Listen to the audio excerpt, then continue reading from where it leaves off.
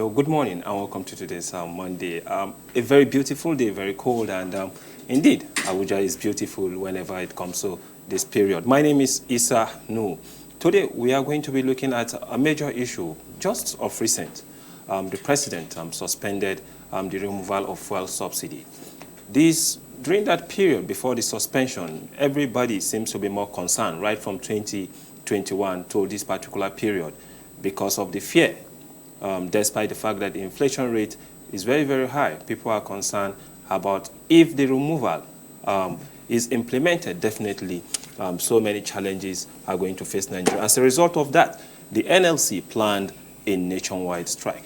But then, just before we are expecting the removal, the president took a twist and said he's going to suspend it and gave conditions for the suspension till further notice. And this takes us back to where we are, the reality of the fuel subsidy removal and then the economics. Is it a political move? Is it a move that will be for the betterment of Nigerians? So these questions, even last year we asked the same questions, and those that are in this particular sector, they argue that the best thing to do still remains the removal of fuel subsidy. But this morning, we are having Mr. Farouk Abdullahi, the Chief Executive Officer of Crisco Group and also the Managing Director of Farkim Oil and Gas to discuss this issue with us. So when we come back from the break, we'll take another tour in looking into the details in the suspension of the fuel subsidy removal.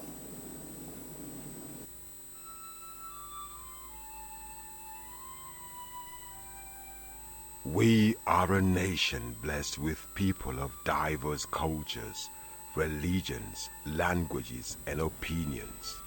It is ironic that we are now being ripped apart by our greatest strength, our diversity. We have allowed intolerance, insensitivity, bigotry, and nepotism to blind our vision of the greatness we can achieve working together as one. We may not have the same culture, nor religion, nor language, but we all belong to the same nation by the divine will of God. We did not choose to be Nigerians.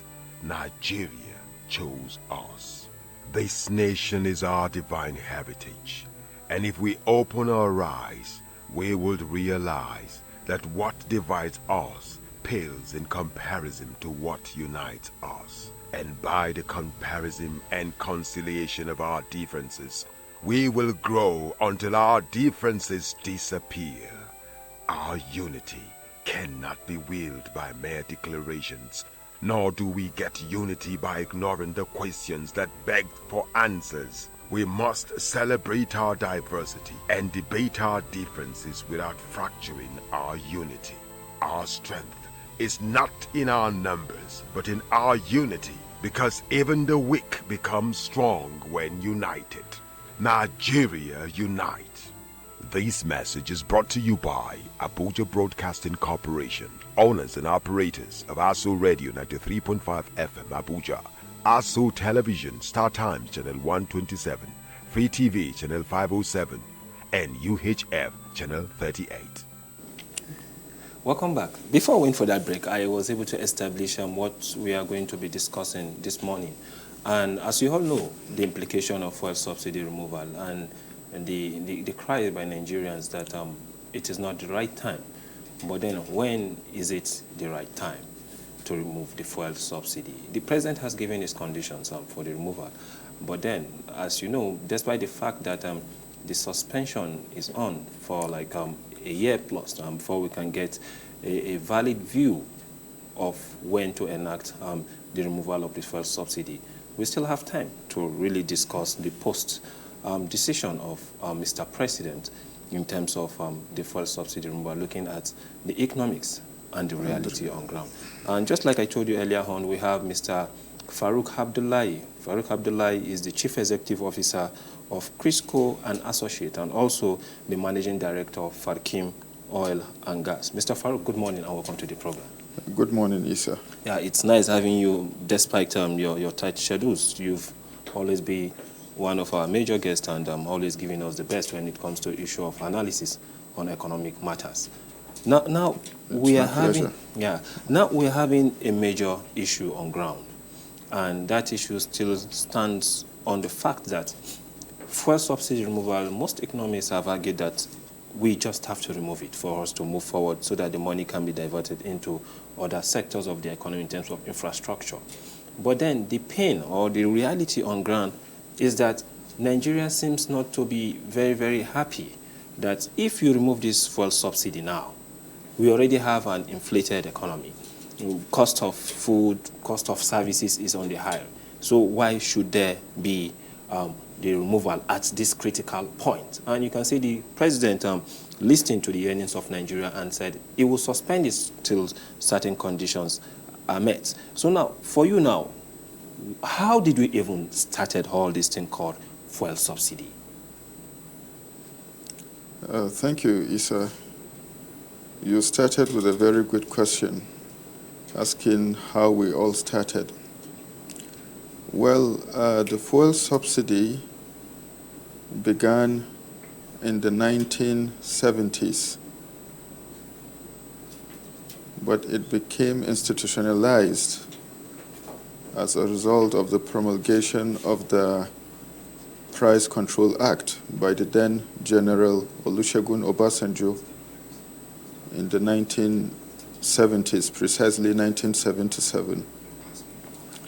The idea behind this Price Control Act is to ensure that certain commodities, certain products are not sold above the regulated price.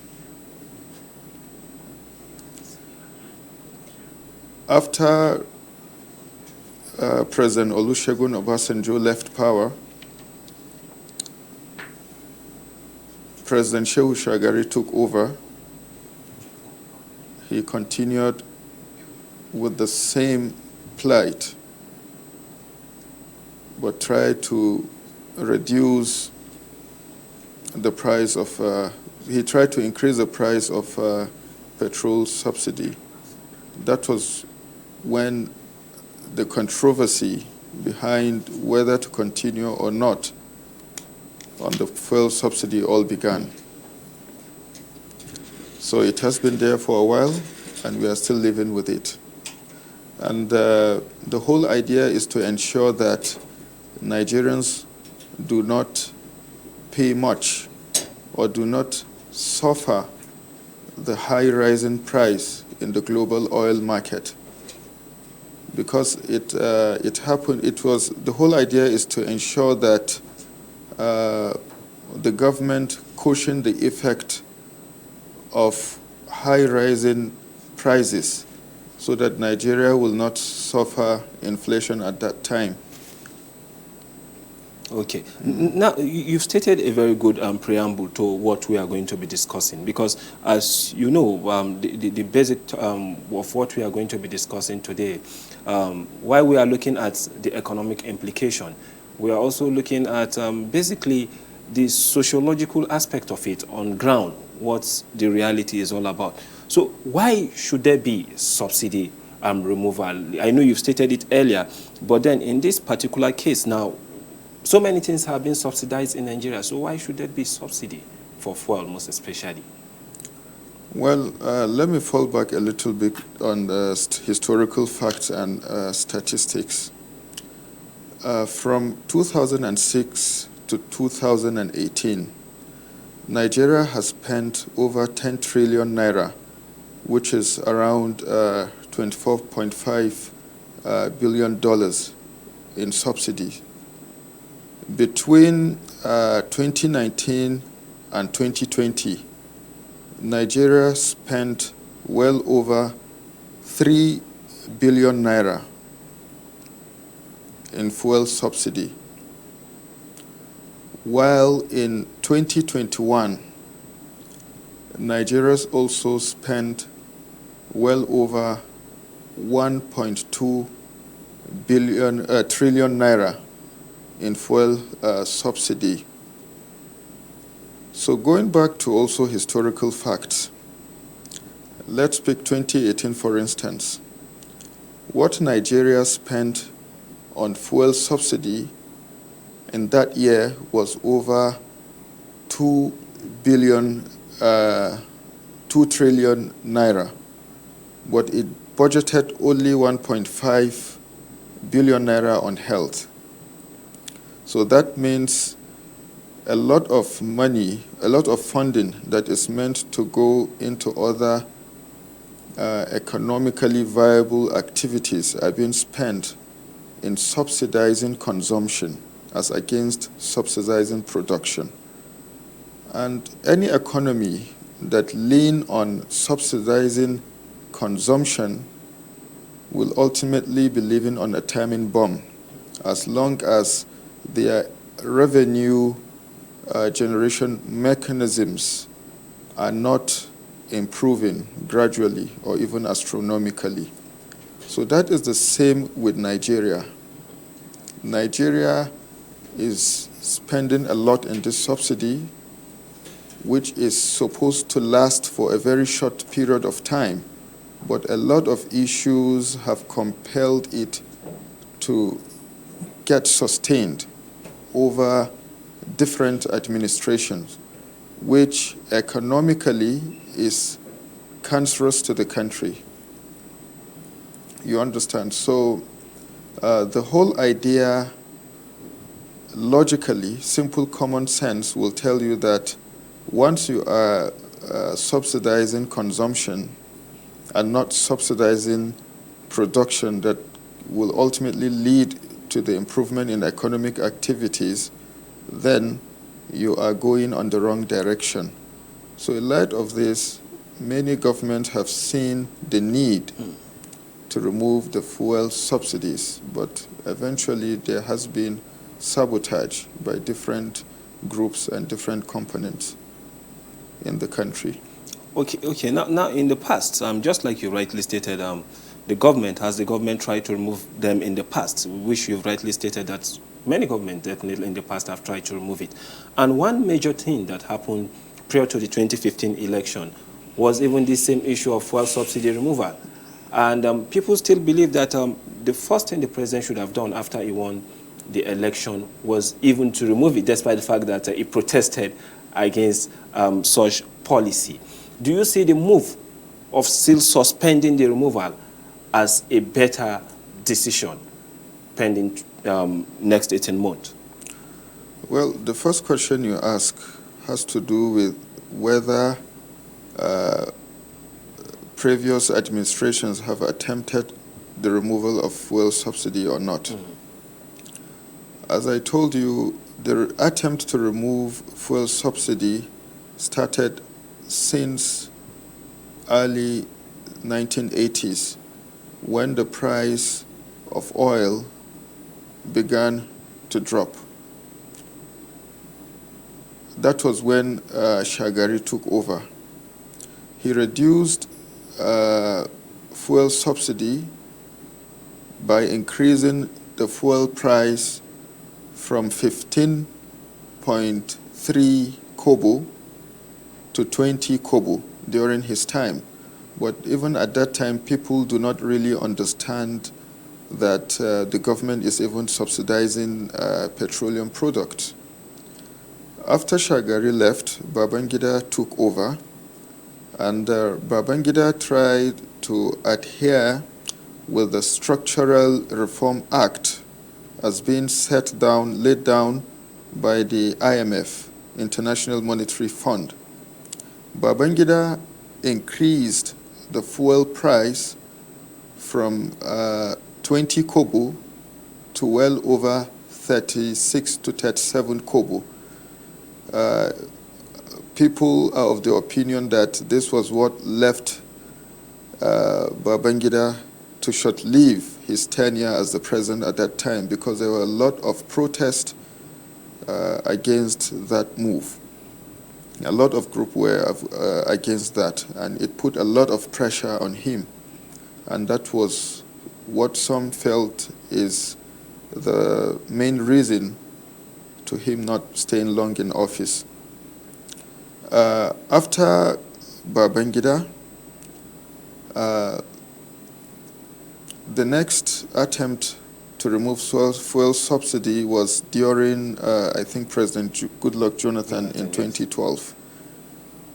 Other Abacha also tried to increase the fuel price, but then that of Goodluck Jonathan was more prevalent because a lot of political opposition, tried to organize protests against that when he tried to remove subsidy by increasing the fuel price from 65 naira to around 141 naira. A lot of protest was going around. In fact, at a point, I was also in support of why is he increasing our fuel pump price, increasing hardship inflation.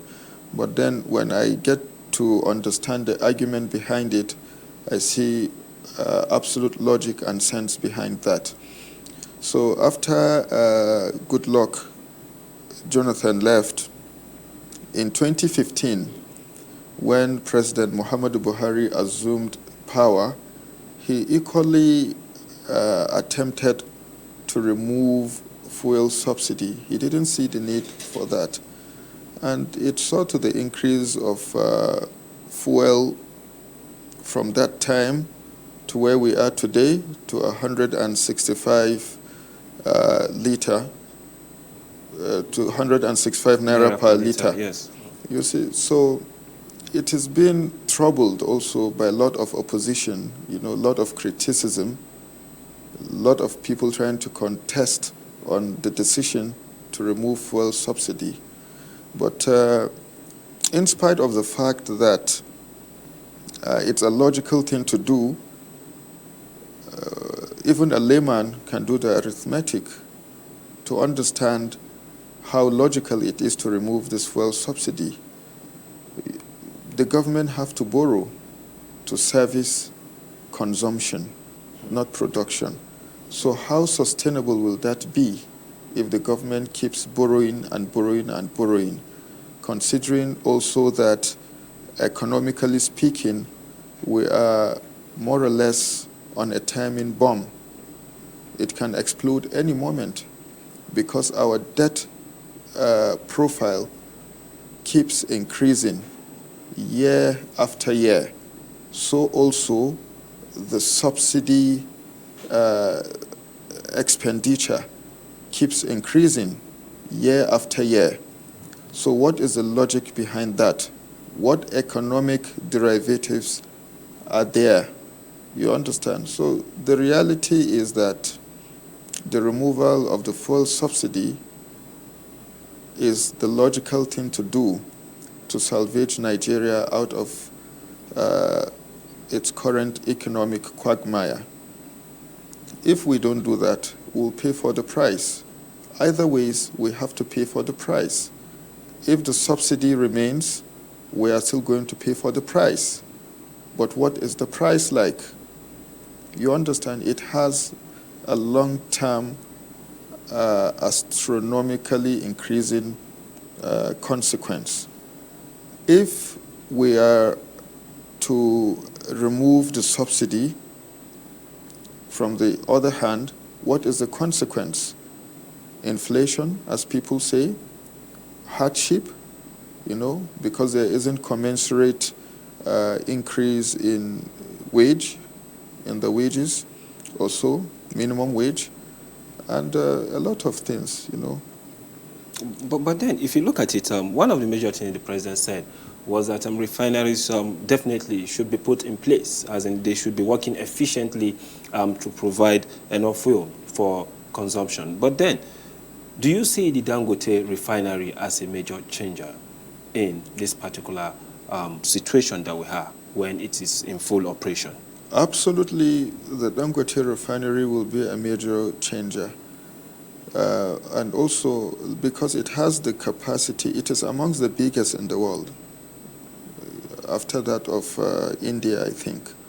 So it is very big, and it has the capacity, the production capacity that can service the daily consumption of this product in Nigeria, and even excesses that can be used as exports.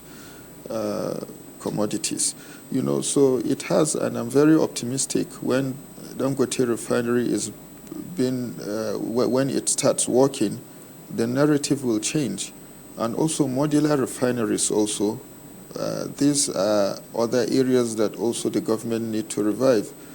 A lot of money or expenses have been consumed in light of rehabilitating these modular refineries across the country, but the result is somehow not satisfactory. Or let me put it as it is absolutely not satisfactory. Wow. Yeah. So, well, now, looking forward now to what is happening and why did you remove the fuel subsidy, the challenges before then, the labor unions coming forward to say, no, you must not remove the fuel subsidy. Going forward, what should be the major thing the Nigerian government should do in order to ameliorate these challenges in the future? Well, I think Nigeria is taking the right step in trying to ensure that certain things are being put in place before the total removal of these fuel subsidy. It is unfortunate that we have already getting used to the subsidy, If you look at developed nations, they don't operate on such manner. You understand? Let me also reiterate again why the subsidies are being put in place. Subsidies are being put in place to ensure that the population do not pay beyond certain price limit to acquire certain products or commodity. When this whole subsidy was introduced, I'm getting back to the origin again. The main reason is to ensure that Nigeria do not suffer the inflation, the high rising price, which is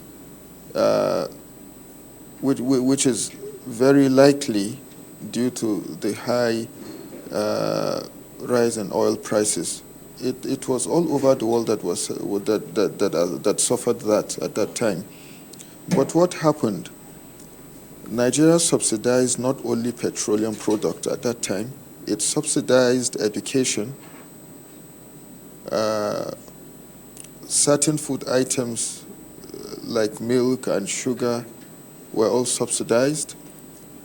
The electricity also was subsidized then. Airline tickets were subsidized. A lot of things were subsidized.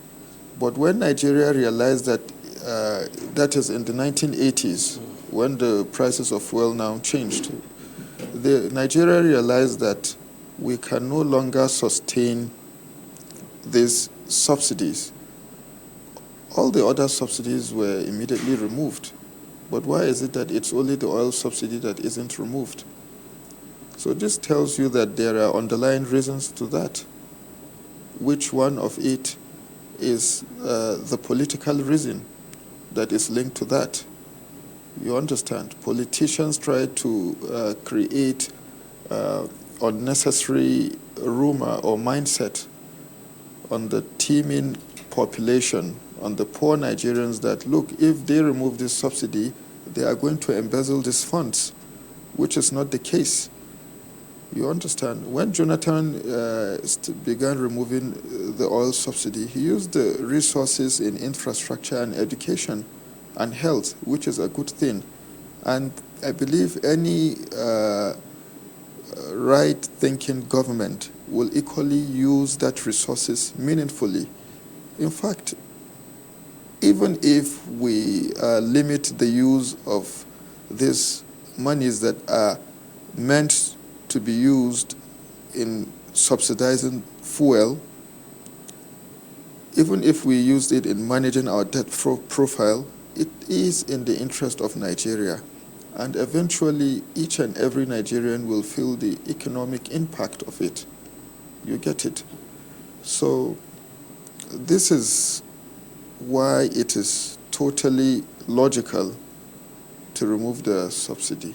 Okay, thank you, Mr. Farouk Abdullahi, for giving us that in-depth analysis of what it means in removing or suspending the fuel subsidy removal by Mr. President. But then we'll go on a short break, and when we return, we'll open our phone line so that you can call in and join the conversation this morning by stating your name, your location, and making your submissions known to the world.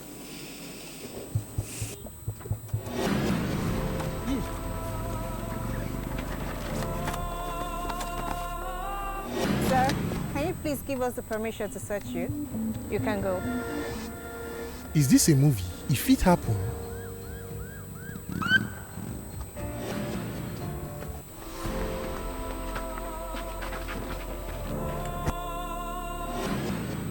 Officer, I beg carry and go station. When our Oga come, you come meet am for there. Hey, Mr. Man, I cannot do that.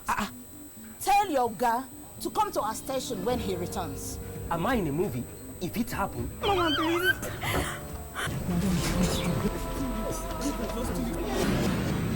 Mama, please. Thank God you're here. Do the needful. Mama, please, just 3 weeks now. Madam, why did you invite us to come help chase your tenant now?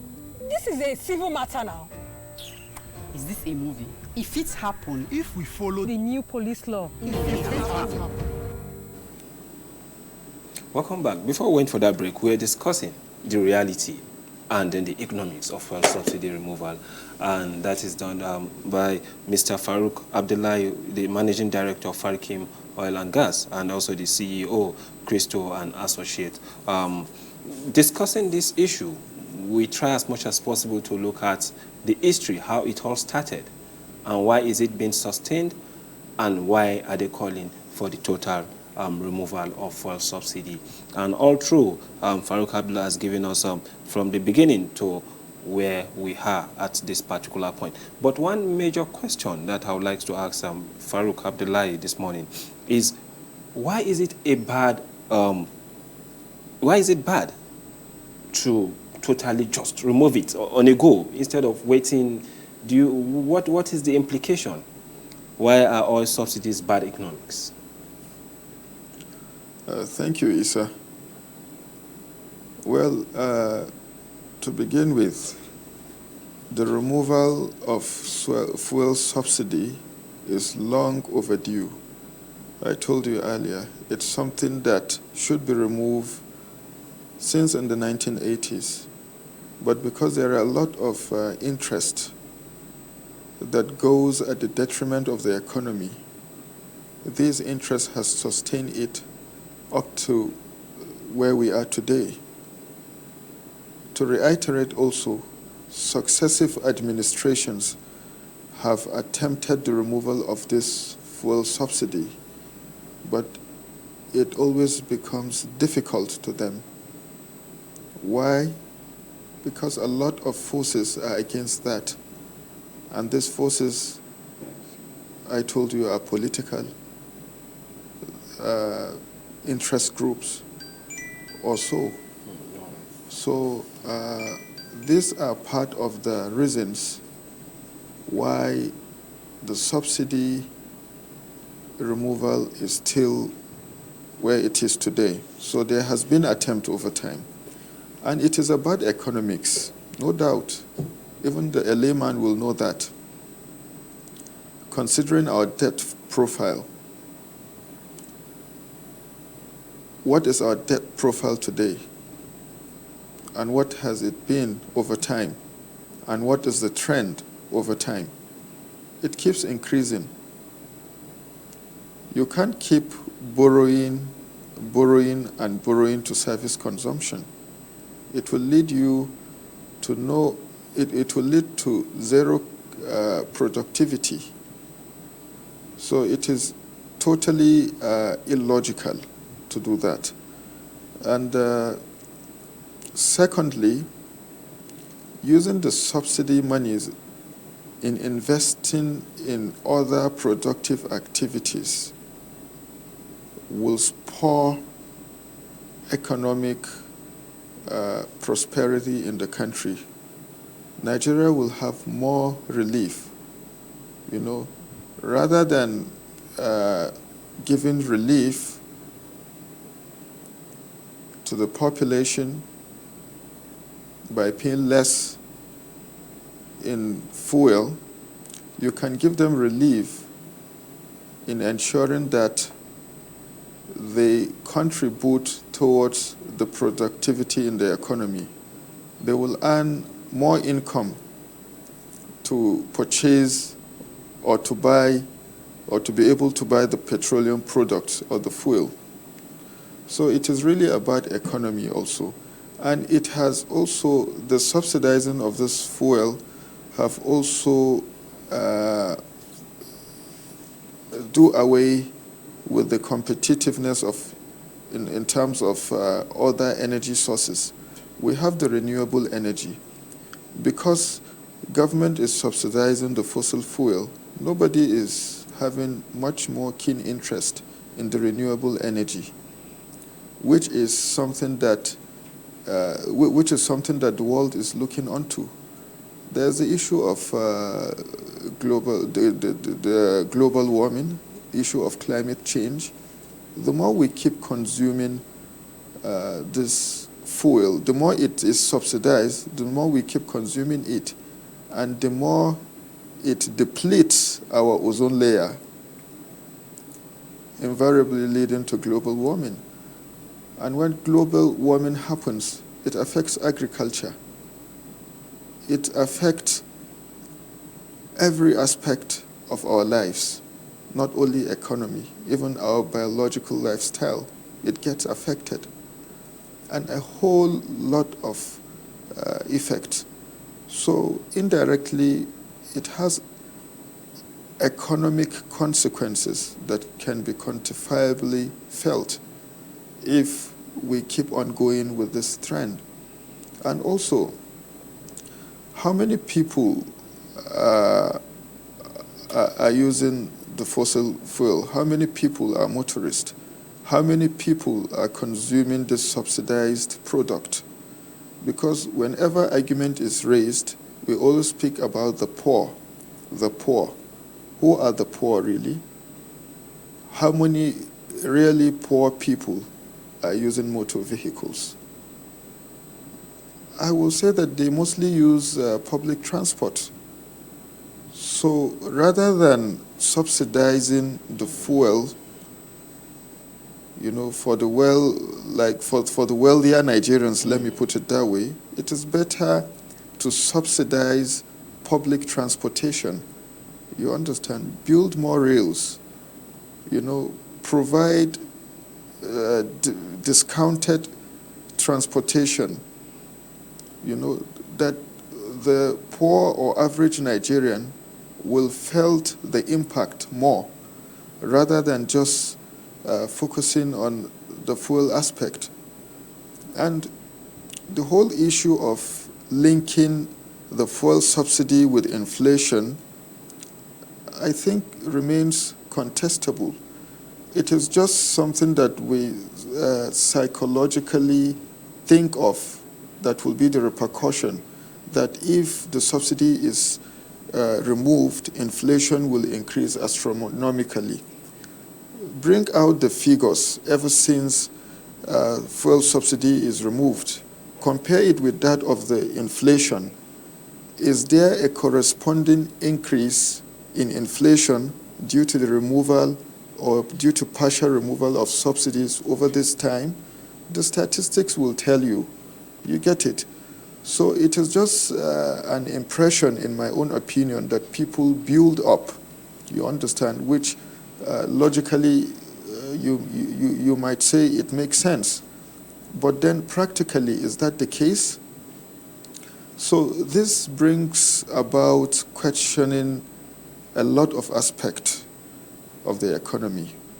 How do you even decide who really are the poor population in Nigeria? When was the last time we conducted population census? You get it. And what parameters are we using to determine the level of our daily consumption of this fuel?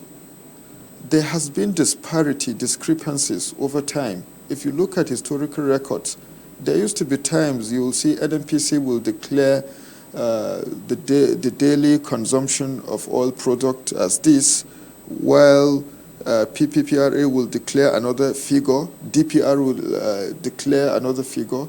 So there is not a single framework that really defines in a realistic manner the level at which we consume this oil. Okay, now you've created a very good background again that is something that I actually wanted to ask. But then before we go into that, let's allow our viewers to also have access to us by joining the conversation and calling the number 09057408127.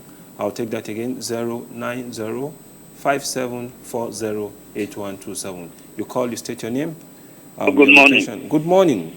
Your name and your location, please. Elder Onoja is my name. Elder Onoja, good morning. Thanks for joining us this morning. Good morning, my dear. Good morning. Your guest Let is me listening. take a political side of sports studies. Okay. You see, when this government came to power, we, that council in Nigeria, we wrote to the president. You have won the election, and then the opponent party has given you the government. But the political, the economic power is with them. Don't fight them yet. Go and buy the timber and caliber among the political, the opponent party. They will send people to run your economy for you, and then they will give you soft land in your economy. The president hears, and then he knows that he hears. He did not form a cabinet for 6 months. We thought maybe it was negotiation with the timber and caliber in the opponent party. To the extent we made sure three people for president by that time. We made sure Dangote, we made sure Tedola and Uba family. They are the timber and caliber in those economic sectors. They are not coming directly to your government, but they will send people to run your economy for you, and then they will give you soft land to the government. But the government said to hear us, so after 6 months, you go and bring those people where he ruled Nigeria before, those people where he can manage the economy for Nigeria to manage the government for us. And then the worst thing, he started arresting the opponent party. Because we used the Magu to arrest them, EFCC to arrest them, continue this and this. And then we told him, your power is from Zealand to EFCC. All the judges in the court was appointed by PDP. They are not going to do the case. Allow these people to exist. The government is a continual process, but they refuse. Before Buhari start power, you see, say the NNPC in Kaduna, the family in Kaduna started working the same body language. But immediately you started arresting opponent party, they closed it. There's a place where they call the oil seed in Lagos. That oil seed, if you import petrol from abroad, you drop it in that oil seed. The money government pay for all that oil seed, that's what they call a subsidy. And then that oil seed belongs to opponent party. They give government the high tax.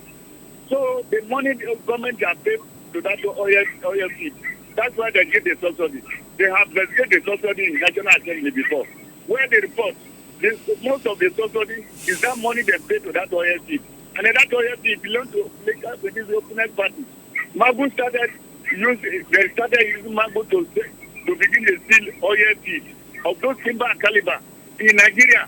So they make the economy so hard for the government to rule. Because then when he started attacking them, and then they don't give you soft land. That's why they continue to borrow money from abroad. The money is in Nigeria here.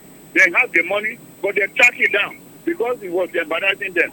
Thank you very much. God bless Nigeria. Thank you. Thank you so much, Elder Onoja, for calling this morning and giving us your own side of the story and what it should be like. And you see, you raised so many questions about the reality on ground, how they all started, and being an elder, they also advised the president in order to make certain decisions. And if you also take note of it, before now, we used to have this issue of having so much queue in filling stations across the country. And then as time goes on, it all changes. And still these questions are being raised, despite the fact. Hello, good morning. Good morning. Good morning. Please, your name and where you're calling from. I'm coming from Kosovo. Okay, thank you for calling this morning. You can go ahead with your submission. Please, I don't have to get that. I'm listening. Okay, it seems we lost the call.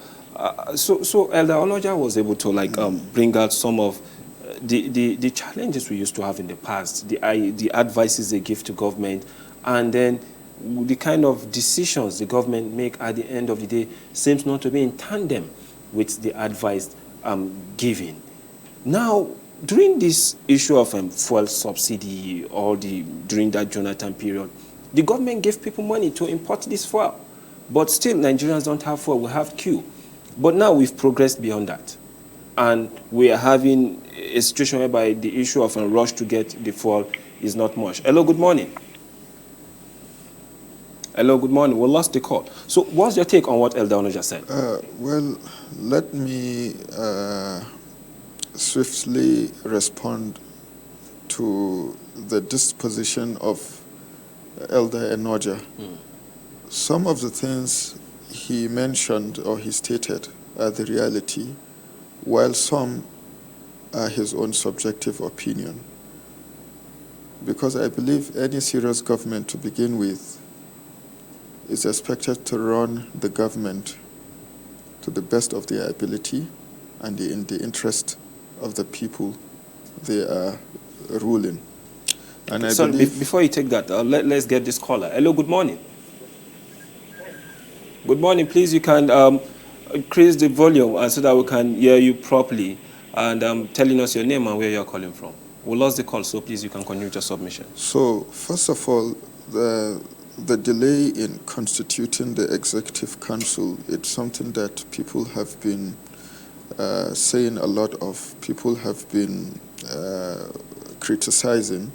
To some extent, it is valid. To some extent, the president has his own reason as to why he did that. So I would not comment much on that.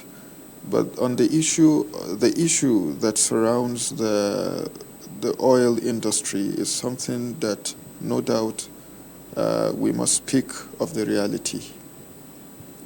There are a lot of corruption in the industry. In a specific year, over 100 billion barrels. Hello, good morning. Sorry, let's take this call before you continue. Hello, good morning. Good morning, Master Radio Talk Show. I am A. Williams. I'm calling from Zuba. Okay, thank you for joining us this morning. I want to ask the guest in the studio, is it a misnomer or a misplaced priority if the government over these years would have considered citing 6 blasting refineries in the 6 political zones of this country? I think the trouble we are having is because we have refused to improve the economy of this oil. Because we can't be exporting crude we've been exporting prior to our independence up to today.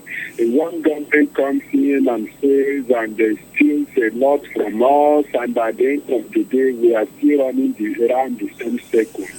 What is the way out? By Dangote that has been given concession to site a refinery. He's a private businessman, and he will be there to make his own profit. Take, for instance, his cement factory. How much are we buying a bag of Dangote cement in Nigeria? I'm not seeing the refinery is about to kick off as a solution to our problem. Our government needs to stand up and work. Buhari promised us 4 new refineries when he was campaigning 2014. Up till now, we haven't seen one. The existing ones we have are still moribund. What are we not talking about, and where are we going to? I'm very, very angry. I'll take that punchline from him. What are they talking about, and where are we going to? You made a very good punchline, but then maybe quickly if you can respond and match the questions together. Well, I will begin by consoling him not to be angry. He should be optimistic and be rest assured that there will be light at the end of the tunnel. Before we ever reach the end of the tunnel, there will ultimately be light. And believe me, I believe there is now that the government is clamoring for the removal of this subsidy, is signaling a very positive thing onto us that yes, we are moving from where we are to where we need to be. You understand? But it takes two to tango. You know, we all need to bear that consequence as well. You understand? So, where I will align with both commentators is on the issue of corruption or the lack of the optimal, or let's say the inefficiencies in the industry, you know. But even at that, there has been improvement over time. The system is getting sanitized, but there are still a lot of things that the government need to do in that light. I start giving a preamble on, let's say, the disparity and discrepancies in the reported figures on our daily consumption of fuel.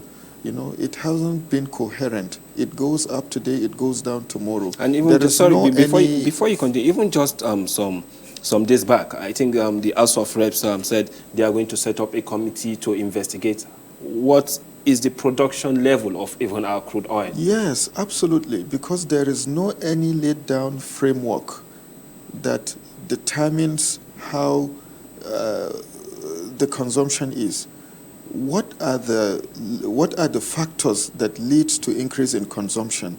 I thought it has to be economic in nature, or even if it is consumption, is there any increase in our population? Is there? No. You know, can you say that between 1 year there's 50% increase in population or number of motorists? You see, these things are logically not viable. We cannot hold on to that reasons and say that yes, it is why we really are having these fluctuations. You know, and also another thing is look at 2019, look at 2021. The government spent 1.2 trillion in subsidy, and it is projecting to spend 3 trillion in subsidy in this year, 2022. They are giving, owing to the fact that they give reason that the oil price now has increased to $80, and that the average consumption is projected at 60-something million liters per day. But then let's recall during Goodluck Jonathan that in a specific year, I think it was 2014 or so, when the oil price peaked at more than, it averaged at $100 per barrel. We didn't pay this much subsidy. And look at the daily consumption as at that time. So what is the framework? What is the parameter? What is the justification to all these? So there has to be transparency in the process and in the system.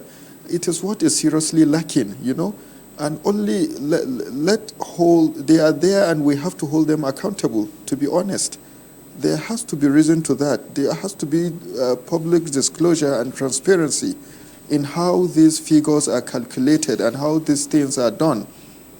Okay. Thank you, Mr. Farouk Abdullahi, for giving us this advice. And I believe those in authority are definitely listening. And you are one of the major stakeholders in this particular industry. I believe you also do have 1 or 2 meetings with some of these persons, and you always give your advices when it comes to issues like this. So this is how far we can go on the issue of fuel subsidy removal suspension. And I believe for those that have listened, you've gotten 1 or 2 things that you can pick home and say, yes, you've learned or you've been enlightened today about the issue of the suspension of the fuel subsidy. My name is Issa Nuhu. Have a wonderful day and stay blessed during the week.